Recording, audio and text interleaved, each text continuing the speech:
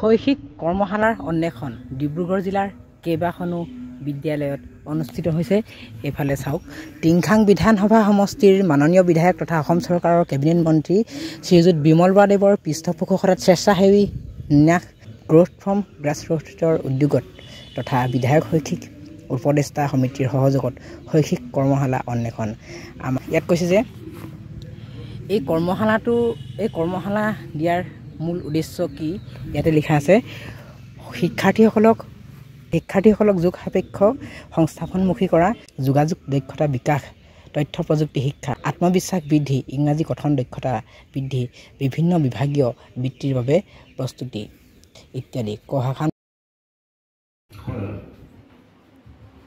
এখন চাবা, এখন জাষ্ট ট্ৰেইন এখন আহি আছে।